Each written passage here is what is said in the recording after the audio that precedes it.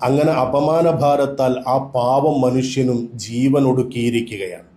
ചില ഇൻഫ്ലുവൻസർമാരും കണ്ടന്റ് ക്രിയേറ്റർമാരും വ്ളോഗർമാരുമൊക്കെയുണ്ട്. മൊബൈലും പിടിച്ചു ബസ്സിലും ട്രെയിനിലുമൊക്കെ യാത്ര ചെയ്യും.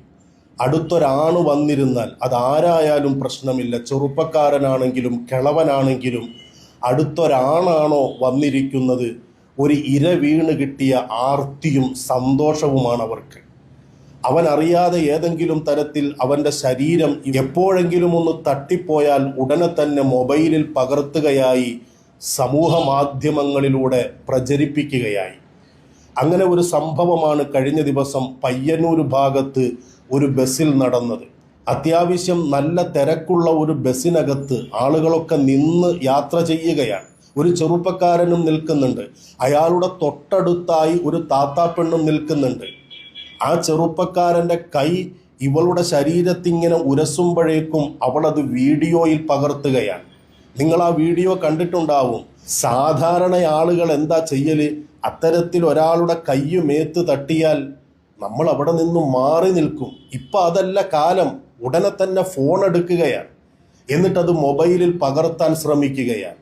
അതല്ലേ നമ്മൾ ഈ വീഡിയോയിലും കണ്ടത്. ഇപ്പം ഇതിന് തൊട്ടു മുമ്പ് വേറൊരു പെണ്ണ് ഒരു ബസ് യാത്രയിൽ, ഒരു പാവം കിളവനാണെന്ന് തോന്നുന്നു, ഒരു പാവം മനുഷ്യൻ വന്ന് അടുത്തിരുന്നപ്പോൾ നമ്മളൊക്കെ നോക്കാൻ അയാൾ എന്താണ് ചെയ്യുന്നത് എന്ന്. ഒന്നും ചെയ്യുന്നില്ല. ആണുങ്ങൾ ഇരിക്കുന്നതിൻ്റെ അടുത്ത് വന്നിരിക്കുക, അവരുടെ ശരീരം ഒന്ന് മുട്ടുന്നു എന്ന് തോന്നിയാൽ ഉടനെ ക്യാമറയിൽ പകർത്തുക. ഇതെന്താണ് കാലം? ആണുങ്ങൾ എന്ത് ചെയ്യും? അവർക്ക് യാത്ര ചെയ്യണ്ടേ? അവർക്ക് പുറത്തിറങ്ങണ്ടേ? ഇന്ന് പേടിയാവുകയാണ്. അങ്ങനെ ആ മനുഷ്യനെ കുരുതി കൊടുത്തിരിക്കുകയാണ്, പച്ചക്ക് കൊന്നിരിക്കുകയാണ്. എന്തൊരവസ്ഥയാണ്! ആ മനുഷ്യൻ മനഃപൂർവ്വമാണ് തൊട്ടതെന്നിരിക്കട്ടെ, അതിന് വീഡിയോ പിടിച്ച് സമൂഹ മാധ്യമങ്ങളിൽ പ്രചരിപ്പിക്കലാണോ നിയമം?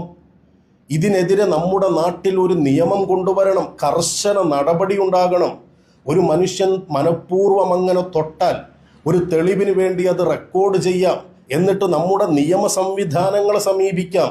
പോലീസുണ്ടല്ലോ, കോടതിയുണ്ടല്ലോ, അവിടെ കേസ് കൊടുക്കാമല്ലോ, അയാളെ ശിക്ഷിക്കാമല്ലോ. അതിനു പകരം ഒരു തെറ്റ് ചെയ്ത ആളാണെങ്കിൽ പോലും അയാളെ ഇങ്ങനെ സമൂഹ മാധ്യമങ്ങളിൽ ആക്ഷേപിക്കുന്നത്, അപമാനിക്കുന്നത് എന്തിനു വേണ്ടിയാണ്?